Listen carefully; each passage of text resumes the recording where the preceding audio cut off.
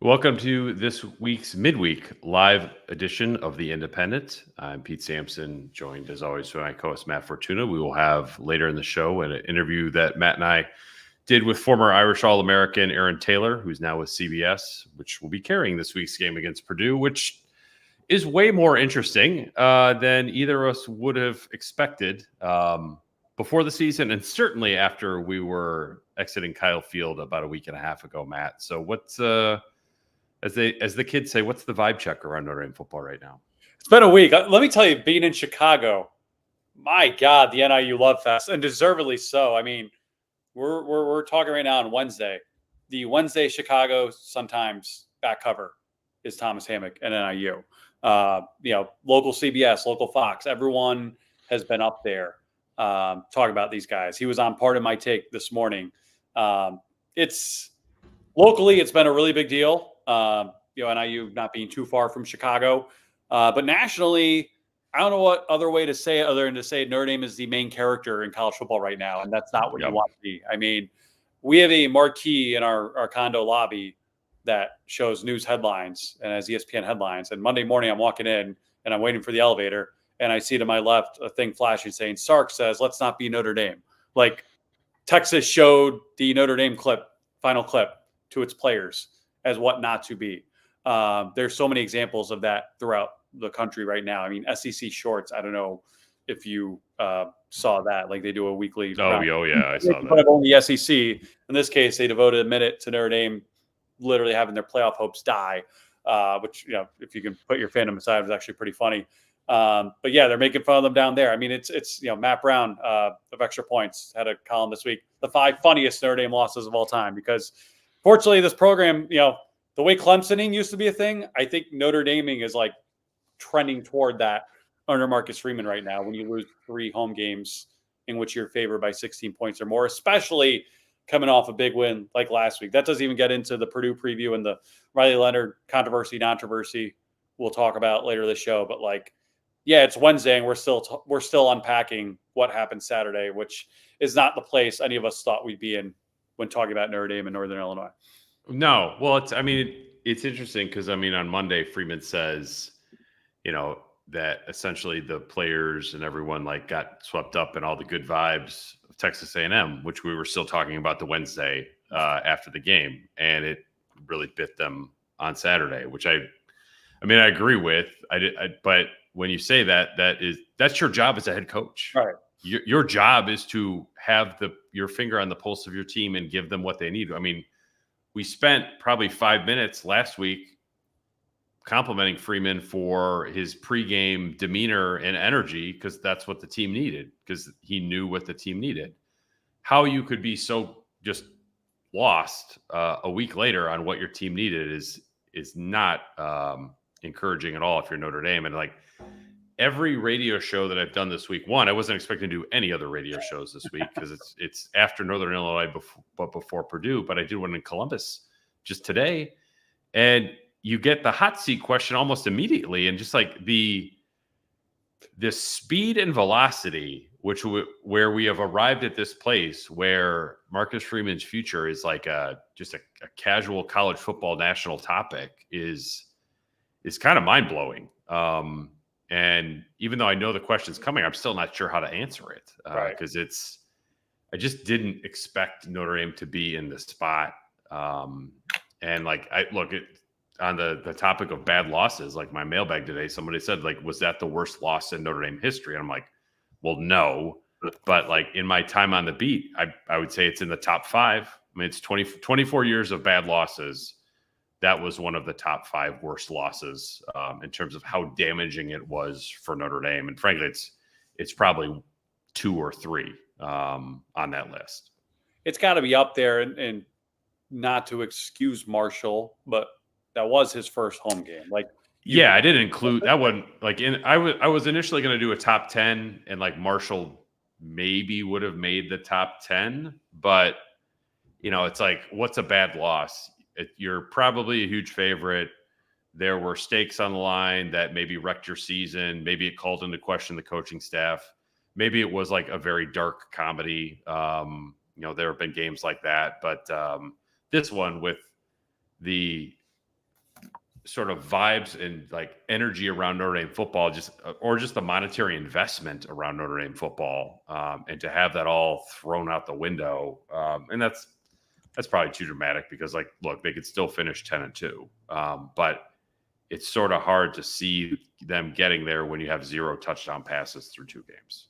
Yeah, I mean, we have Aaron Taylor on later in this episode. We recorded this interview with him yesterday, and he goes into great detail about the Boston College letdown. That was a great story, which is like the worst loss in Notre Dame football history, not to be touched. It would be best for all of our sanities if nothing ever approached that again. But having his perspective was good for the show. I didn't mean to make him relive it, but like he went there and like was very, very candid about regrets. And again, I don't want to spoil the interview. You guys, boy, the details were great. But yeah, I mean, it's just really hard to. It makes less and less sense the further away we get from it, and we're 4 days removed from it now, and the box score doesn't add up. Again, it didn't seem fluky. Hammock, I spoke to right after we recorded or went live after the game Saturday. I talked to him on the bus ride home. He could barely get words out. His voice was so hoarse. And I wrote this on the Inside Zone, but I'll read the quote he gave to me that I thought was pretty telling. Quote, when I watched the tape this week, I thought Notre Dame was a really, really good football team, but I think we matched up well in the trenches. So there was really no concern for me as far as the physicality of the game. I want us to handle the environment, handle the moment, and then execute. And so to the outside world, it might have looked like a mismatch, but to me and my staff, I thought it was a perfect opportunity, end quote.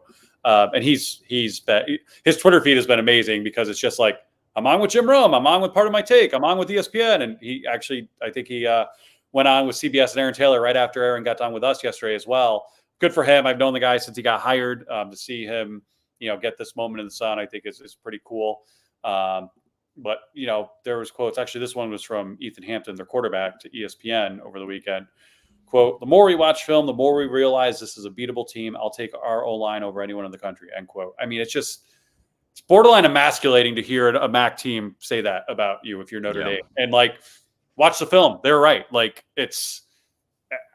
just don't know how it gets to this point. Notre Dame's offensive line is obviously developmental. So, I can get, if you flipped on the tape of Notre Dame's offensive line from A&M, I don't think anyone at Northern Illinois would be like, whoa, man, look out for this group. To me, the bigger shock is they got run on by Northern Illinois. Notre Dame's defensive line, Howard Cross, Riley Mills, RJ Oben, Jordan Botello, that was supposed to be a great offense or defensive line. And it's kind of been good, but that the sort of difference in where we thought it was going to be versus what it is, obviously quarterback would be number one on the list, but defensive line is right there. I'm stunned how mediocre that group has been to date because they have all the talent. They have 2 NFL defensive tackles and you're getting blown off the ball at the end of the game by Northern Illinois. That just should not happen. I mean, that's the clip I watched again right before this that I almost forgot about. 4th and 2, they're in field goal range and they go for it on that last drive with under 2 minutes left and they get it. That whole drive really, there was about 6 minutes left when they picked off Leonard and they didn't go very far, but they killed 5 minutes of clock over 11 plays and made Notre Dame use all their timeouts. That just cannot happen with a MAC team. Among Hammock's other interviews, PMT, Jason Whitlock, say what you want about him, but both of them, he's got asked about call Marcus Freeman after and offer him advice and hey, we hope you win them all. Here's what we saw from you on film. Again, very nice and classy on them, but it's to me, that's taking a knee at the 1 yard line. It's yeah, we just beat you and we're going to take pity on you, And again, we're talking about literal David versus Goliath here. 28.5 point spread going into this game. People tend to over dramatize things in the moment, but the one part that is funny, and you talked about all the questions you've got in this week. It's this has become oh, hey, that's what college football is supposed to be about. This is one of the oldest teams in the country. They have the most 4-year seniors who've been in one program of anyone. Hammock's crying, saying we got a family. It's turned into this whole acquisition-based team that couldn't get their stuff together and overlooked the team that's been bleeding and crying and dying together for 4 years. and boom, look what happened. Obviously, that's oversimplifying it. And yet it's like I can't say I have any sympathy for Notre Dame right now because there's just no excuse for performing the way they did, particularly when we know and saw that they're capable of so much more. Like this is, I'll be curious if we could talk about this further. Usually teams have a hard time handling adversity, right? That makes or breaks you. Notre Dame, like for the most part, has handled adversity and down moments fairly well in the Marcus Freeman regime. They have not handled success well at all. And I don't know how they haven't grown out of that yet. That was a quote from Marcus Freeman on Monday during his presser that like we don't handle success very well. Like it's not the first time that's come up either. They haven't. You look back at his first year, they lose to Marshall. Obviously, they barely beat Cal. Then it's BYU and North Carolina, I think, and they get like some momentum happening. How do they respond to that? How do they build on it? They lose to an awful Stanford team. So, yeah, they haven't handled success well. That really is one of the most troubling parts about like, well, they could still get the season on tap. Like, they've never won more than 5 games in a row, and now they essentially have to win 10 or 9. They're not getting a 10-2. I didn't think they'd get a preseason at 10-2. So, and it's like. It's like you go back through the stat, Brian Kelly when he had Notre Dame in the top 10, he was 42-1. Marcus against unranked opponents. Marcus Freeman's 2-2 as a head coach at Notre Dame when Notre Dame's in the top 10, the opponent's unranked. Like that's not handling success. And that's like part of the job here is not only to have the success, it's then to handle it once you get it. And like, it's difficult to look at Notre Dame right now and feel like they're going to have success and then be able to handle it. It's like a 2-step process. And right now it's difficult to look at Marcus Freeman and feel like, okay, he's going to figure out these 2 steps during the course of the season. Because that's what the last 2 years were about. Like the last 2 years were about learning how to do all this stuff so that you could take that knowledge and apply it in 2024, and we're 2 weeks into the season and we're seeing a ton of signs that that's not going to happen. For as much as we made fun of Brian Kelly's post-game press conference after USC in week 1, I would have liked to have seen some of that out of Marcus Freeman, punching the table saying we're 3 years into this and we're still making the same mistakes, because that's exactly what happened. And the answers to this point, again, not that you can put lipstick on the pig, so to speak, but they've been wholly unsatisfactory. And now there's a, Riley Leonard controversy. I'm still not entirely clear what's going on. I thought it was pretty clear in the moment. He got hit pretty good. And if you watch the game plan and the play calls after that, clearly something seemed to miss. Does that mean he will or won't play this week? I think it's a little early to say. What's your take on it? I mean, I want to hear. I have my informed one, but I want to hear yours first. Yeah, I mean, there's some reporting out there that he tore his labrum in his non-throwing shoulder. I don't know how you couldn't have come out of that hit that he took at the end of the second quarter without some kind of injury. Like, I think for a normal person, that's a broken collarbone. That was a violent hit. At that point, I think he had 9 rushing attempts in the game. If you took sacks out of it, after that, he had 0 rushing attempts in the game. I asked Mike Denbrock on Tuesday night. Here's the question. Riley Leonard was a very effective runner for you in the first half and was no run threat at all in the second half. Why was that? Here's the answer. I mean, probably a number of reasons. One, we had too many 3-and-outs and didn't have the ball as much as we needed to. Based on how we executed and what we did, we were our own worst enemy where that was concerned. There was an opportunity that I thought that the running backs were hot. I wanted to try to get them the ball in their hands a little bit more. And that kind of led to some of the decisions that were made. One of the other questions that I didn't get in with Denbrock is why did Jeremiah Love only have 1 touch after his 34-yard touchdown? So, like, if the running backs were hot, they didn't get the ball, nor did you run the quarterback. And then later in his media availability, a reporter was like, look, Riley Leonard's injured, whether you want – basically, Riley Leonard's injured whether you want to admit it or not. And he's like, this is news to me, yada, yada. And that Riley Leonard could be he has no reason to think Riley Leonard won't be an effective runner on Saturday against Purdue. I don't really know what to make of all of this. Notre Dame has gone pretty hard in there's nothing to see here for then there to be something to see here.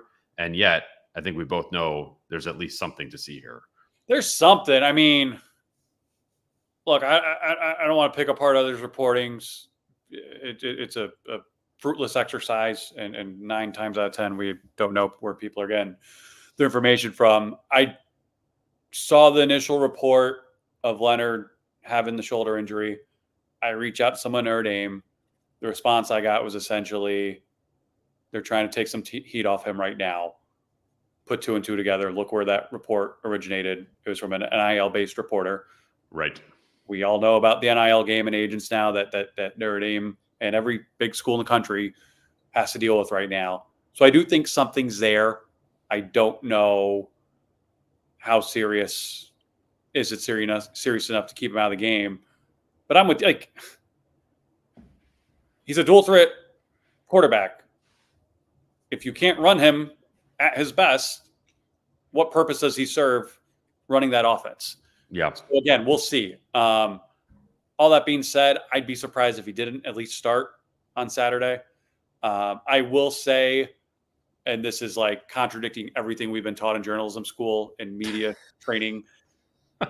After Florida State if Florida State says Jordan Travis is week to week last year, I think they're in the playoff. Oh, yeah. So I don't see any benefit to you ever saying,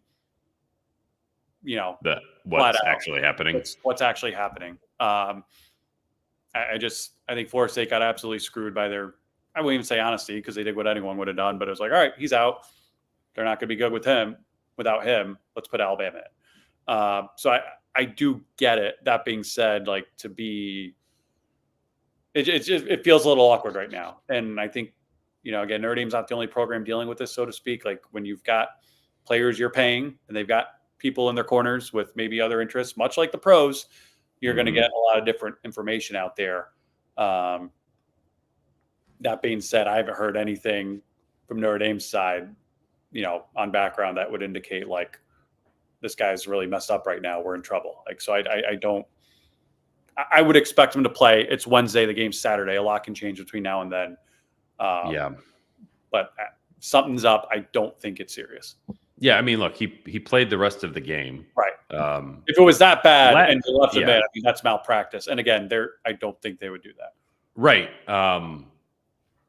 He is incredibly tough, as we saw last year. He came back 2 weeks later after having, like, his ankle snapped off his body, essentially, by Notre Dame. Maybe he sits out a week. Maybe they warm him up and there's like, you know what, he can't go. The pain is too great. We're going to give him a week or two. Steve Angeli, it's your show. When Ian Book took a shot in the kidneys at Northwestern in 2018, he was essentially pissing blood in the locker room after the game. Like, there was no shot. He shouldn't have finished the game, but he did. Right. But you didn't realize that at real time. Yeah, you didn't realize that at the time. He comes back, like, misses the next week. Wimbush starts. They roll Florida State, and then Book's back after that. Maybe that's what this will lead to. I don't know. I was at media availability yesterday. Riley Leonard was there, dressed for practice, walking off the field like everybody else. So but I'm with you. It's like, if your dual threat quarterback is a single threat, and the single threat is where he's not as good, then I'm not sure where you go with that. Especially, like, look, it's not like the backup quarterback is a walk-on. Right. Steve Angeli won the Sun Bowl and played great. Steve Angeli is more than capable of running this offense, probably pretty well. The quarterback run game wouldn't be involved nearly as much, but maybe that just means you get the ball to Price and Love more often. That's not the worst thing in the world. So if I don't know what Notre Dame will do this week. It's just been an incredibly awkward cloak and dagger last 48 hours around here of, like, is he hurt? Is he not? Is he going to play? Is he not? Notre Dame insists that he will. We get Marcus Freeman availability on Thursday at noon. That will be another question for him. I'm sure he'll say, like, we expect him to play, but whether he does or not, or how much he does, or how effective he is, I really don't know. Yeah, I mean, the calculus has completely changed, right, Pete? I mean, we came out of A&M and we're like, all right, NIU will be like the get right game for the offense. Like maybe try some new Yeah. things. We have not seen Riley Leonard throw the ball downfield much. Like all that's out the window now. Like if this guy is anything less than, and no one's 100%, but anything less than game ready, I don't know. Like you just need to put your head down and win freaking football games right now. You can't like build out an offense. Like you have no margin for error whatsoever. And playoff and all that big picture stuff is so far out of the realm of like realistic possibilities based on what we just saw on Saturday that if there's any doubt whatsoever, like I don't think you can be like, well, we got to put him out there to show him he's still our guy and build his confidence. But like, no, like he can't run, he can't play. Yeah. I mean, do you think that some of this is NIL related in the sense of it's much harder to sit your quarterback down when he is like on a 7-figure NIL deal? Generally speaking, yes. I think we see that with the Browns right now with Deshaun Watson. They put $200 million in this guy and he sucks. Joe Flacco's better. And they're like, well, he's our guy. Generally speaking, yes. That said, I mean, Northwestern paid a lot to get Mike Wright out of Vanderbilt and they benched him after 2 games for Jack Lausch, who was going to be a walk-on at Notre Dame. Oh, yeah. I remember him. Yeah, he was going to be a baseball player, then a football walk-on at Notre Dame. So, and I was at that Northwestern game. He deserved to get benched. But, like, that's not an easy call. You're a fifth-year senior who's on his 3rd school and, again, probably making a good chunk of change. SMU just benched Preston Stone. Different situation. He was coming off a pretty bad injury. So, generally speaking, yes, it absolutely factors in the equation. That's college football in 2024. The situation Notre Dame finds themselves in right now, I don't know how you can let that affect you. Yeah, if you have any doubt, like Brian Kelly wasn't coaching for his job when he made the move from Wimbush to Ian Book in 2018. Like he was pretty secure in like how things were going. Yeah, it might have been different if he stuck with him too long, but yeah. Yeah, this is different. For Marcus Freeman, this is Saturday. It's like, is it overstatement to say this is the most important game he's ever coached? No, I mean it's a young career. Hopefully, yeah. I mean I don't think hopefully has more important games down the road. Right. But after last week, like you have to get a response, and that we'll preview Purdue at the end, but like he's gotten a response every time he's demanded one. It's the issue is handling success, not taking advantage of adversity, which they do a pretty good job of. You roll Purdue and Miami of Ohio. Are you ready for Louisville? Yeah, I mean it's kind of an interesting question about like, okay, we haven't done a good job of handling success. When's the next time Notre Dame will be able to, quote unquote, handle success? I mean, I look at a team like Georgia Tech, and again, we'll see where both teams stand when that game comes in October. Georgia Tech under Brent Key, I think, has beaten 5 teams straight up that they're double-digit underdogs against. Like, perfect example. If Notre Dame wins out between now and then, of like, all right, they figured their stuff out.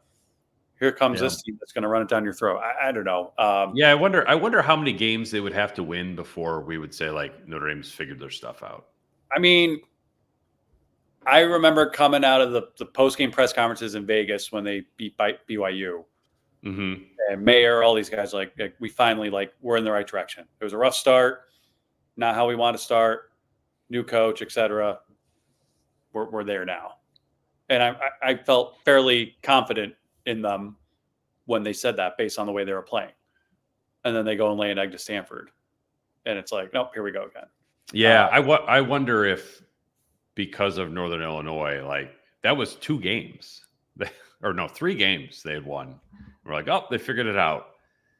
I feel like until they get, if they're 10-1 going to USC, to me, that will be like, okay, can you handle success? I think the next 9 games are like, how are you? You're still responding to Northern Illinois for 2.5 months. I don't think that's how it should be. I don't know. Yeah, I don't think beating Georgia Tech, I'm not going to be like, well, they figured it out. Beating Florida State, well, they figured it out. Like, no, they have to go to USC at 10-1 for me to be like, all right, let's see how you handle success. Yeah,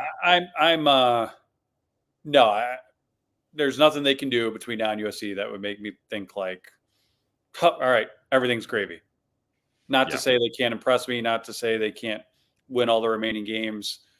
but like the conversation has changed so dramatically in the last 4 days that beating Army, Navy, and Virginia is not going to like ease whatever concerns I have about them. And if they were to be 10-1 going into USC, and we'll see how USC is by the end of the season, I think they're going to be pretty darn good. That Michigan game next week looks a lot easier. That's a different mindset, right? Beat our rival, we're in the playoff versus like, all right, we're good. Like, no. Especially if you lose your last one as your second loss, I think would be very, very damaging for playoff hopes. All right. Do you want to get to a couple questions before we get to Aaron? Yeah, one other thing I was just going to say, and I hate to be like deja vu all over again. I made the comment last week about Riley Leonard being a first-round pick and number one in some draft boards, and how the last time that happened, it was Deshaun Kaiser after Texas. Now the question is, does Riley Leonard deserve his job? Should he be a tight end? Can he throw the ball 20 yards downfield? Why did they kick a field goal 62 yards? Again, this sport will age you very, very quickly and make you look dumb very, very quickly. So let's get to questions, and then Aaron Taylor. We'll start with Ryan Brown. Find it interesting that Freeman was asked about Leonard being injured, but avoided answering. O'Malley asked a two-part question. Freeman answered part two and never circled back to part one. You were in the room for that. I gave you my thoughts on coaches when it comes to injuries, but I'm curious, was there anything? Yeah, I mean, it was.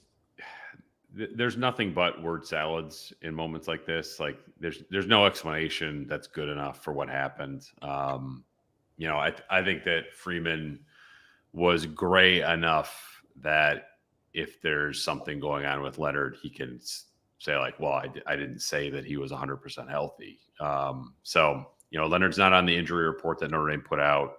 But I think once you marry Freeman's answer Monday with Denbrock's answer on Tuesday, clearly there's some like non-answer answers happening with Riley Leonard. And that would lead you to believe that there's something is amiss. I will add, I know our media colleagues have been very effusive in their praise of the SEC and Big Ten for injury reports and the transparency. I've spoken to enough coaches. I know enough where all that's BS to say we're taking gambling seriously, and they're not. Not that it's not a problem. George Tapling thought being a White Sox fan was hard this year. George, if they're at home on the brink of their 121st loss, I will be there, and I hope to see you there because we need some kind of history to witness. That's not good kind of history, but real history to witness in person. You do have the Bears. They are 1-0 with the ugliest offense I've ever seen, but they are 1-0. Ryan Brown, similar question. Why didn't someone from media follow up to get confirmation? Seemed obvious watching the presser. There's a transcript out there of Denbrock's back and forth yesterday. It's kind of awkward, but it definitely shows there's a little bit of a disconnect as far as what actually is happening. Chris Kosiak, triple option with Price and Love going forward. LOL. For crazier ideas. Yeah. We need to run them more. 2-back set. Make it happen. Patrick Walsh. Marcus will figure it out. Making a change now will just hurt us in the long run. If we fire Marcus, we'll see him win a natty somewhere else years from now and smack ourselves for letting him go. Agree with the first part. Second part's way too premature, in my opinion. But look, I did not think we'd be fielding these questions and having this conversation on Wednesday, September 11th of Marcus's third season. Let's see how the season goes. If they go 8-4, maybe, or 7-5, let's talk. Right now, just like get through. Yeah. I mean, don't you look, he needed to make the playoff this year and he still might. But if he doesn't make it this year and they finish 9-3, you're not pulling the plug on this. I mean, come on. But there's going to be a heck of a lot of pressure on him going into 2025 if that's the scenario that plays out. I think that people miss the distinction here. The question isn't like, should he be fired or should he not? It's like, should he be extended or should he not? Because Notre Dame is getting closer to the point where you have to answer that question. And if the answer is no, then that's a different set of problems that Notre Dame is suddenly dealing with. It's Swarbrick told, I want to say Priester and O'Malley in their pod, it was a 6-year deal. This obviously is year 3. So you would make that decision. I mean, if you were fully confident, you'd make that decision already, but the drop dead deadline would be after next year season. 4. Yeah. Going in after. Again, there's so much football left to be played. We've swung the pendulum extreme both ways after 2 weeks. It's a premature discussion to have, obviously. But I would say, if we are having that discussion, like, all right, who you hired? Because that's always the natural answer and follow-up. Yeah. And I don't know. I could point to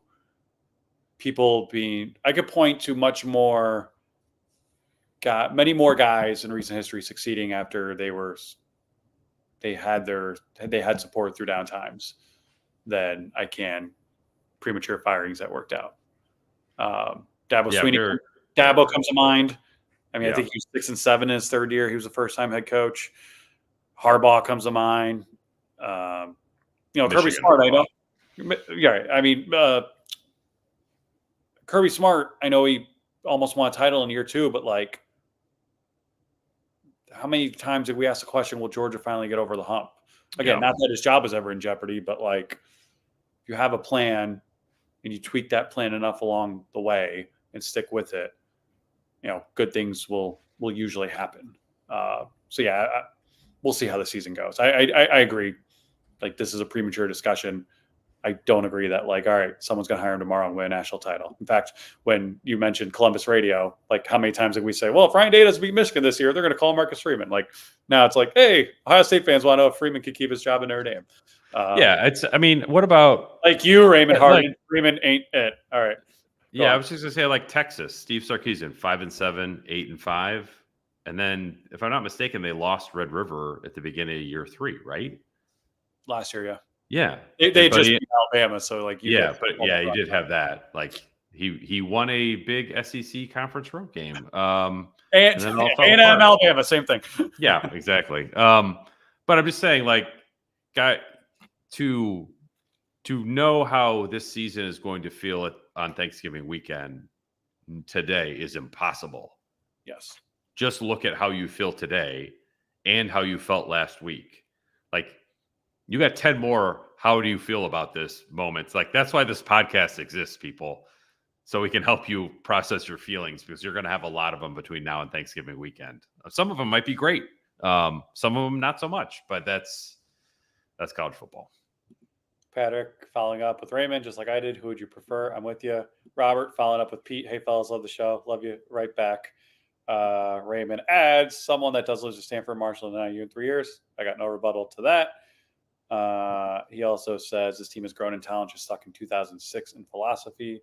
Don't think I agree with that, considering where the program was then versus now. Plus, that team had Brady Quinn, and the program spent the last 18 years trying to find another Brady Quinn. Hasn't been able to do that. Let's say many of the same people asking the same questions.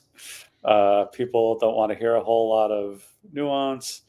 Okay, here. Chris Koziak. What do we look for Saturday? I think they have a plan. It just seemed like last week was another game plan, and we'll figure it out as we go. That's a little concerning to me. And defensively, they often do that. They often will give up something on the first drive and then slam the door shut. Usually what they give up on the first drive is not that play, which was just like, it was an impossible throw, and then you expect Benjamin Morrison to get in the way of it 10 times out of 10. It didn't happen. But look, I thought Northern Illinois did a good job of exploiting Notre Dame's youth at linebacker, like whether that be Kingston Villamasa there, which he was in good coverage, or, Jalen Sneed breaking down fundamentally on a tackle, or Drake Bowen getting caught on a wheel route like that. They did a nice job with that. Offensively, yeah, it was figure it out as you go. Because, like, I think this entire season is figure out as you go. When you have 6 returning starts on the offensive line, a brand new quarterback, 3 transfer receivers, and a tight end coming off an ACL injury, like, the whole thing is figuring it out as you go. Like that. But I think that's sort of like what good coaches do. It's just that Notre Dame has not been able to really figure it out yet. Irish Steel adds, after my comment, Irish Steel 63, Kirby was miles ahead of Freeman when he started, plus it's easier at GA with online classes. Look, it's easy to forget about it now. Like, the Saban coaching tree kind of sucked for a while, as far as, they didn't really, it was like Belichick. All these guys got good jobs and didn't do much with it. I mean, Kirby lost to Vanderbilt, I want to say, on homecoming his first year. Yep. His fourth year, they lost at home to a terrible South Carolina team and almost lost to Notre Dame, which was not a bad loss, but it was a game they were 2 touchdown favorites in.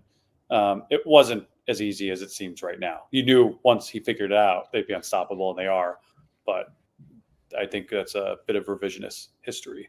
Ryan Brown, I'm sensing a theme with these questions, Pete, all future coaching related. I agree with what the Independent said. Freeman is what Notre Dame football needs 9 months of the year. He's bipolar the other 3 months, and the coach speak needs a lesson.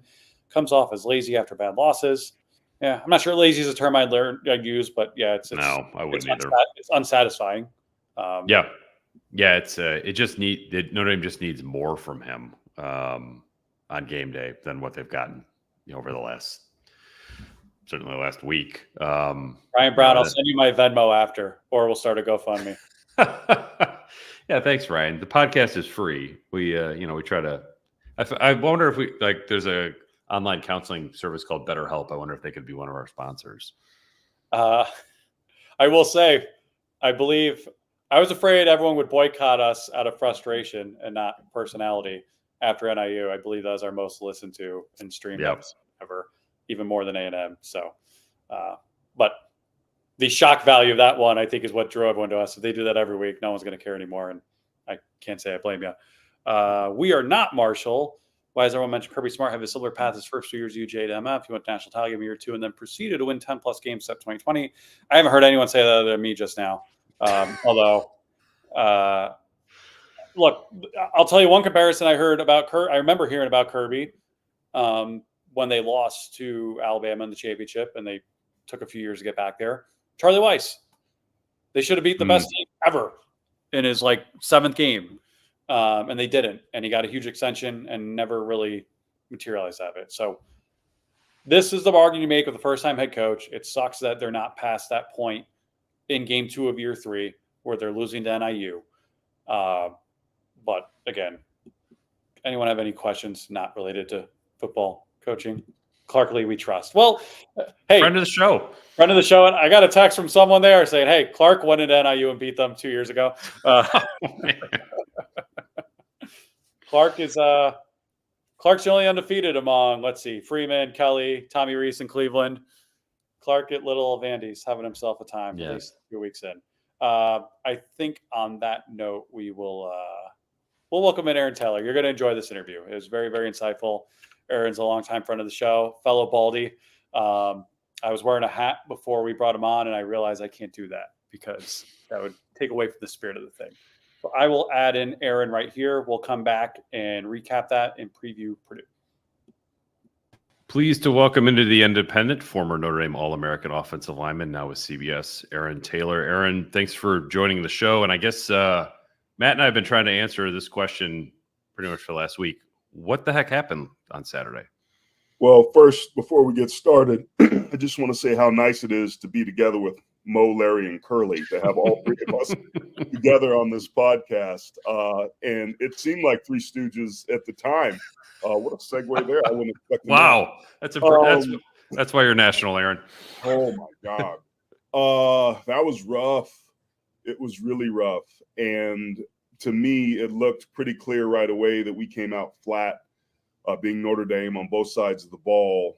But as the game progressed, you always felt like you were in it. And it was just going to be a matter of time before you hit the gas pedal and take that next step. We saw that happen multiple times throughout the weekend, even in the earlier windows, but it just never materialized and it never showed up.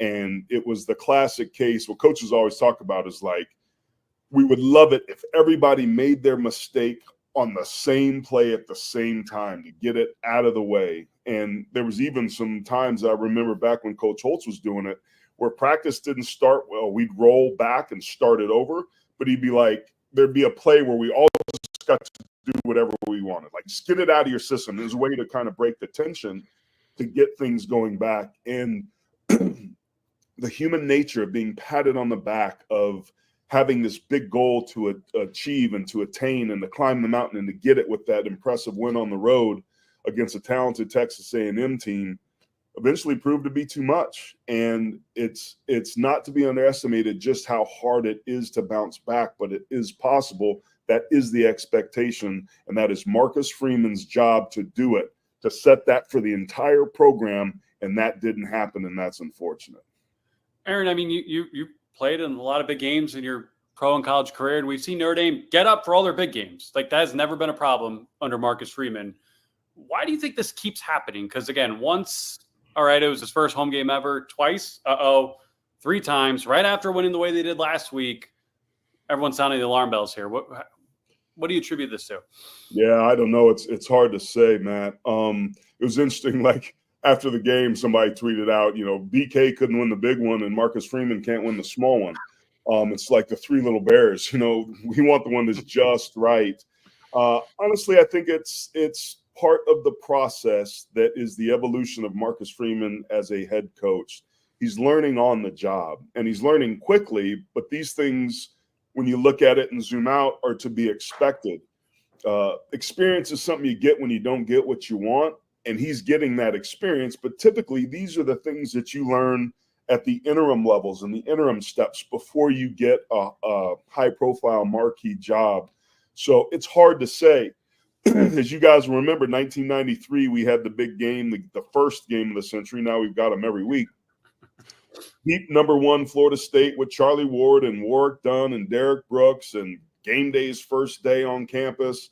And it was an epic game. My senior year, I'm a captain with Bryant Young and Tim Ruddy and Jeff Burris. Our leadership was phenomenal. The best leadership team I've ever had, including in Green Bay when we had Brett Favre and Reggie White. We couldn't get ourselves up for the next week against Boston College with Lou Holtz as a coach, who his track record indicates what he was capable of doing.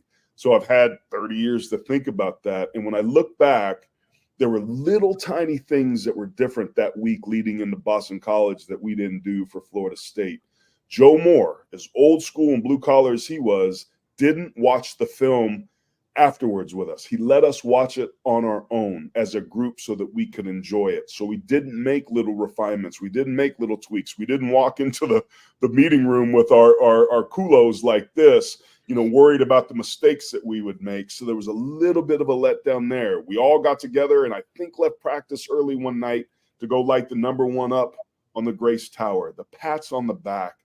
All of those things added up to the perfect storm across the board in their own little ways, where we went out and lost to a good Boston College team, but not one that was better than us. And that was the single greatest regret I have as an athlete, is losing that game because of what it cost us for the national championship. And Holtz always said, man, there's nothing worse in life than a missed opportunity. And that's the one that I point to. And ironically, I think he and the coaching staff and us as players, us as leaders, we were all culpable there. And it ended up being one of the greatest upsets in my career. And I think that's probably what we saw with Northern Illinois last weekend. I want to get a little bit more micro. Your position of expertise, offensive line. They start the year 6 career starts.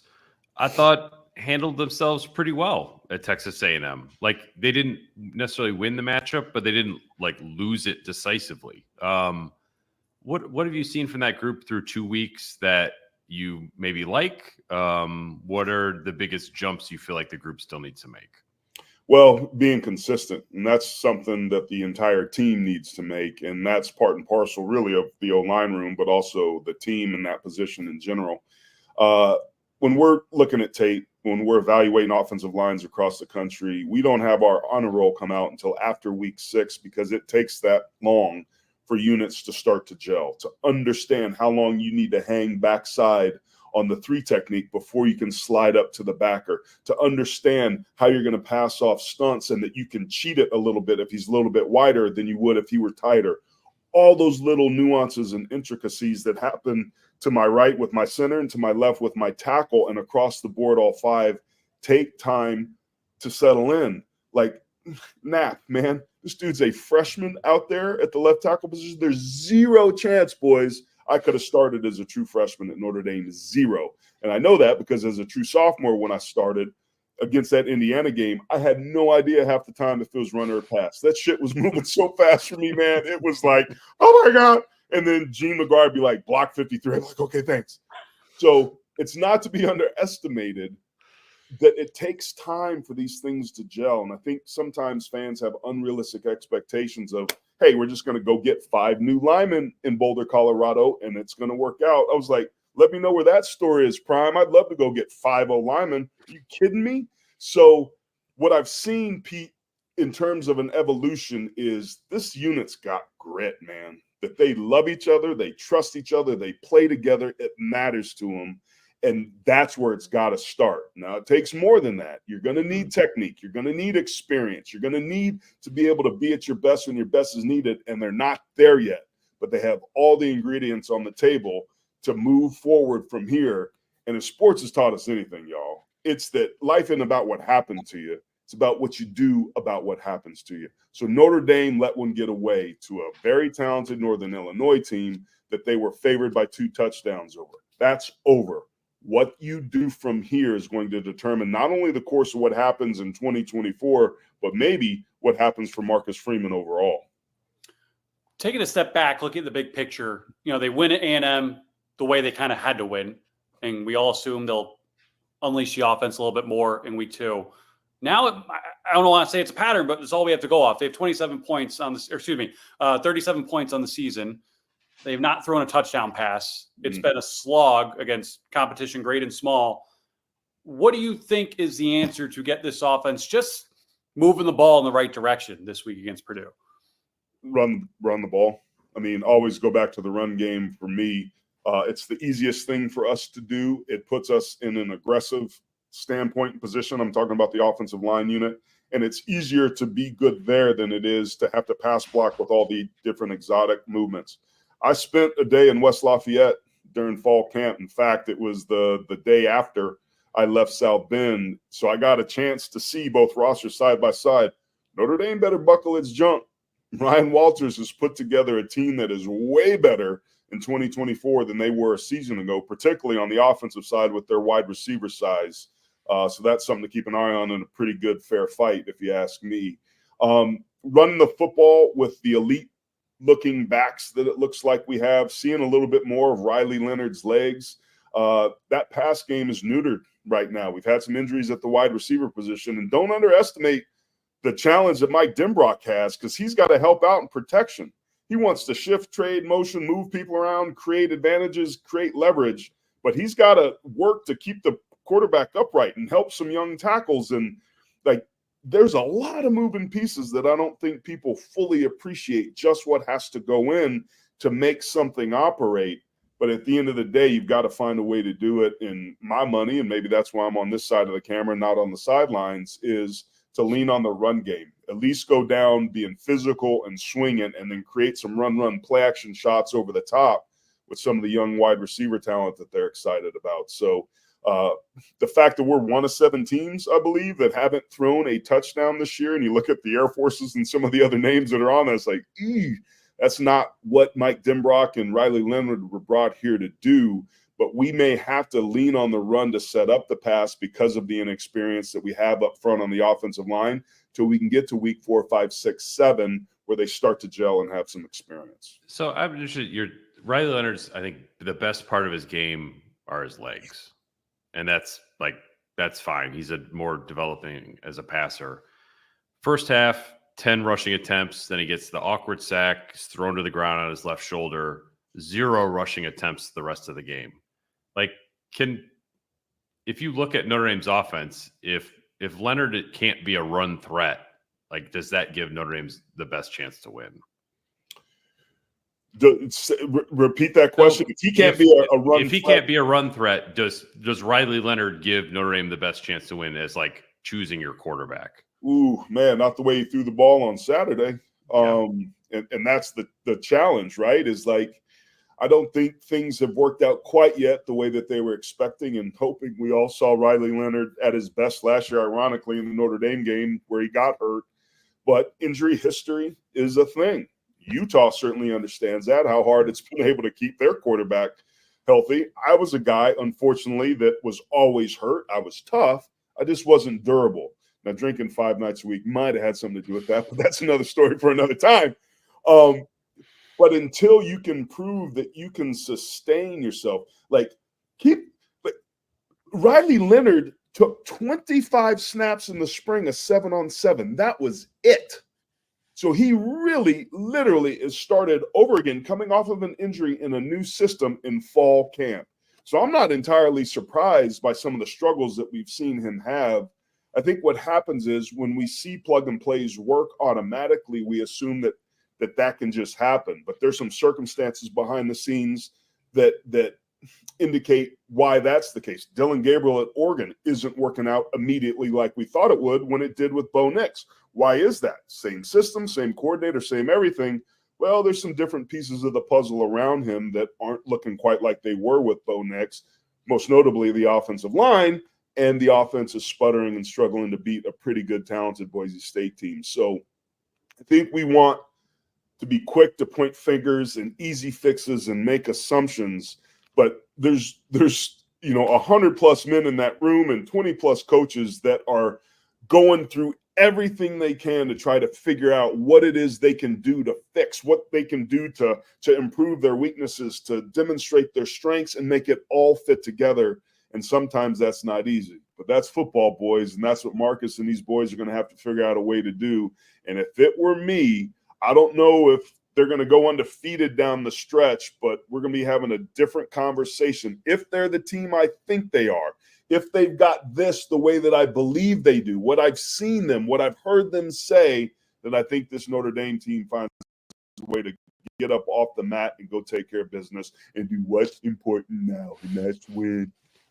Aaron, this is your first year in this role at CBS, and I got to imagine it's the first time you've been part of a Notre Dame broadcast, maybe ever, as a studio or game analyst, at least in a long time. Maybe game in San Diego, okay, Neuheisel, where we were doing jiu-jitsu trying to get words in. But home game for you. I love Rick, dude. He's so good. We have so much fun on Saturdays, and I think that's what's unique in this role, Matt, is like we take the game a hell of a lot more seriously than we take ourselves. And if there's something I could do differently, if I could hit the rewind tape, and I've got very few regrets in my life, it would be to go back and enjoy the sport of football more than I did. It was do or die. And if we won, great, we should. That was the expectation. If we lost, life sucked until we won again. And I lived that bifurcated binary life for 15, 20 years.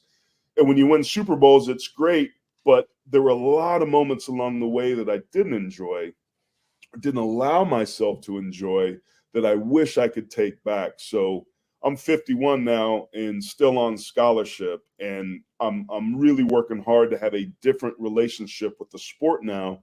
And for those of us that have kids, it's the difference of being a parent and being in the fire where it's 24/7, 365, where it's your baby, or being a grandparent where you get to have fun with it on the weekend and let it be somebody else's problem during the week. So I'm trying to enjoy being the grandparent of this sport now. And I love my new role at CBS, and it's going to be fun having to vacillate between we and they, because I get teased a lot. They say that I'm a Notre Dame fan, win or tie. When it's winning, it's we. When they lose it, it's they. But they're just trying to bust my stones. But I'm expecting a good game. Purdue is a better football team than people expect. Because of their schedule, and it's excruciating, they could have the same or even slightly worse of a record than they had last year, but have taken a big step forward. I've seen it with my own eyes. They're an improved football team, and Notre Dame better buckle up. All right. Well, Aaron, we'll let you get out on that. I know you have an appointment at the salon to run to, so we appreciate you joining the Independent. Get that close cut, and you can check out Aaron on CBS this Saturday is the lead-in for Notre Dame taking on Purdue. Aaron, thanks for joining us. All right, boys, go Irish.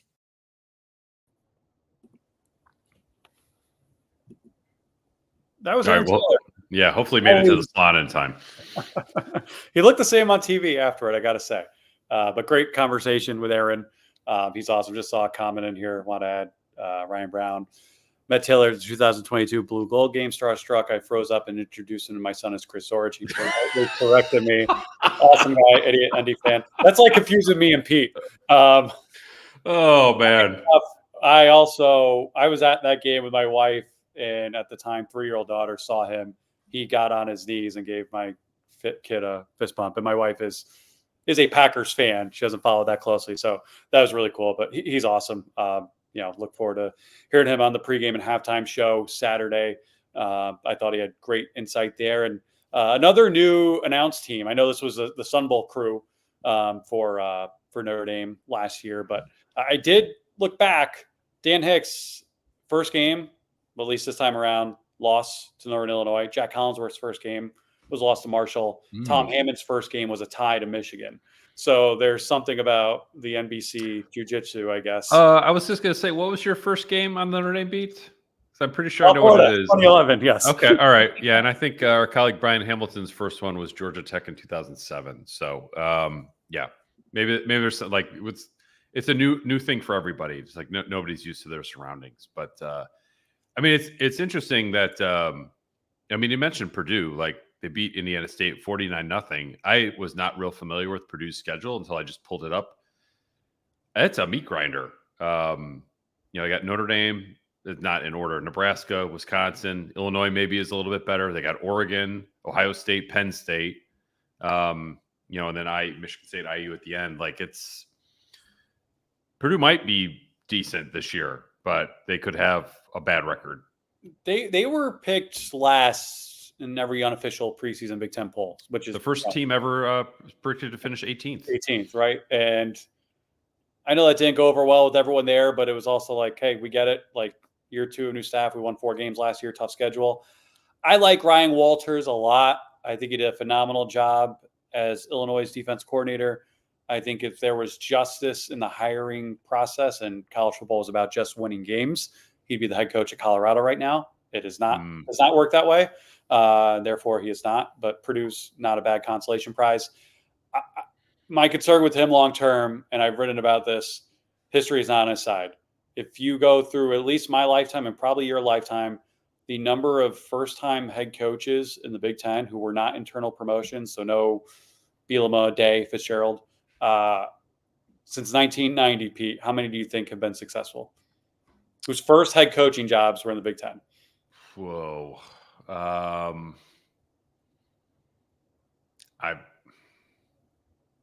can't think of one off the top of my head. There's got to be a couple, right? Barry Alvarez and Bill O'Brien, and one of them left after 2 years. Wow. It's not an easy place to win if you don't have that experience. And so we'll see. I like Hudson Card. I believe Notre Dame liked Hudson Card a couple of years ago as well. He was 24 of 25 for 273 yards and 4 touchdowns in that week 1 game. And obviously is coming off a bye this week as well. Purdue, a huge history of pulling off huge upsets. This line has been cratering all week. I think it opened at 12. It's down to 10. The over-under is 45.5. I'll let you go first since you're 0-2 on predictions this year. I don't know if our listeners want me to pick Notre Dame. Yeah, I don't know if our listeners want me to pick Notre Dame or not. We're doing this off a line. I think it's around 10 now. 10, is it 10? 10 and 45.5 is the over-under. I don't like Notre Dame to cover that line, but I feel like they will, because it's just a lot of points for a team that struggles to score. But I do like Notre Dame to figure out a way to win the game.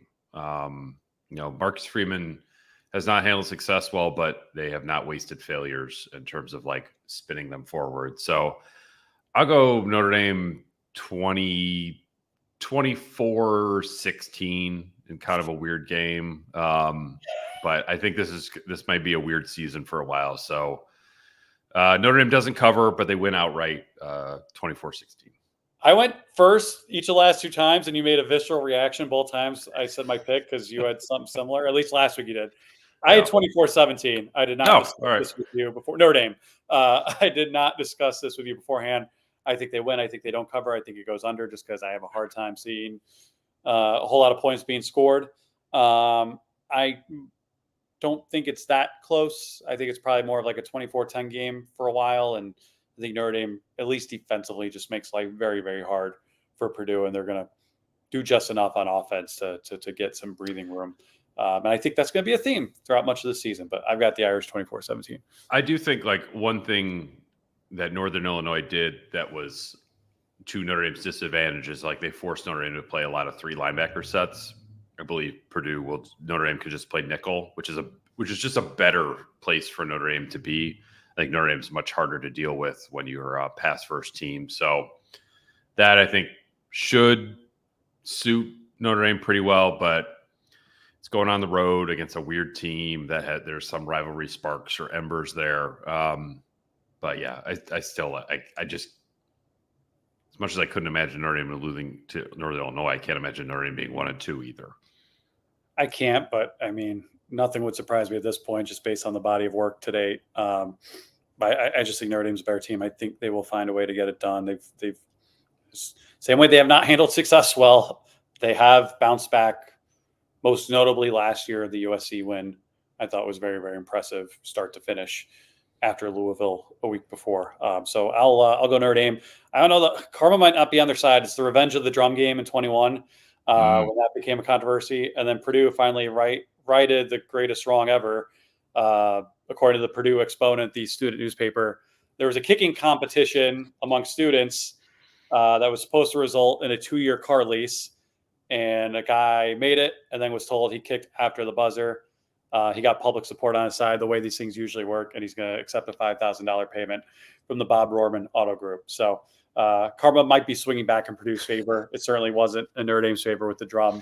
So I'll be curious to see how that all plays out. And if they still do these kicking competitions, I saw a Northwestern student boot a 40-yarder on Friday in the wind, and I don't know how coaches aren't calling these guys up after that, like offer them walk-on spots when you see the college kicking epidemic that happens throughout the country every single week. Yeah, I'm with you on that. Well, Matt, we will be back on Saturday. You won't be down in West Lafayette, I will not right? be there. Okay. No. I will be high atop Ross-Ade Stadium afterwards for our post-game episode of The Independent, hopefully with a lot less of a therapeutic vibe than we had to do last week. But look, that's up to Notre Dame, frankly, and how they play on Saturday. But Matt and I will be back on Saturday with our next episode of The Independent. And a reminder, we're going to try to do these live shows every Wednesday around noon Eastern. So if you want to take a elongated lunch next Wednesday, you can come join us. We'll figure out what the heck's going on with Notre Dame football. So until then, he's Matt. I'm Pete. Thanks for being with us on the latest episode of The Independent. Subscribe, download, and subscribe to our YouTube page. Got a lot more views there than I expected. Must be the looks, but definitely subscribe to that because that's where all of our live shows will be as well. So thanks as always for tuning in.